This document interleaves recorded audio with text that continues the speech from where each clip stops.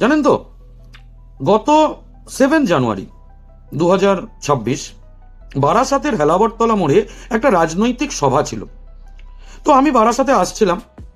তো বারাসাতে ঢোকার কিছুটা আগে আমি দেখতে পেয়েছিলাম যে কিছু লোক লাইন দিয়ে দাঁড়িয়ে আছে, যাদের দেখে এটুকু বোঝাই যাচ্ছে যে তারা প্রচণ্ড দরিদ্র শ্রেণীর মানুষ।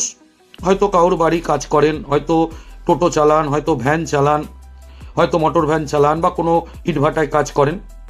তাদের পোশাক এবং তাদের বেশভূষা দেখে যেটা বোঝাই যাচ্ছে যে তাদের আর্থিক সচ্ছলতা একেবারেই নেই এবং তারা যথেষ্ট পরিমাণে শিক্ষিত নয়।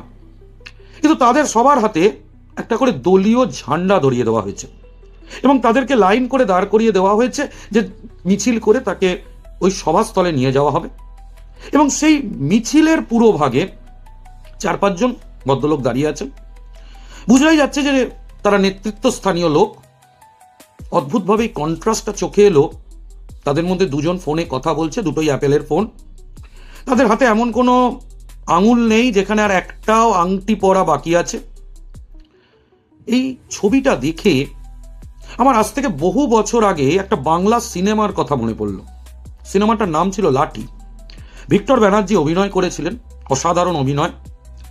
সেখানে কৌশিক সেনও ছিলেন। তো একটা দৃশ্যে কৌশিক সেন একজন রাজনৈতিক দলের নেতৃত্ব হিসাবে একটা বস্তি অঞ্চলে গিয়ে বলছেন, কালকে সবাই মিলে ব্রিগেড বা কোনো মিছিলে যেতে হবে, কোনো মিটিংয়ে যেতে হবে, মাঠ ভরাতে হবে। তাতে ভিক্টর ব্যানার্জি একটা কথা বলেছিলেন যে এখানে অনেক গরু এবং ছাগল আছে, যাদেরকে নিয়ে গেলে তারা মাঠও ভরাবে, তারা ঘাসও খাবে। সরকার বদলায় কিন্তু পরিস্থিতি একই থেকে যায়।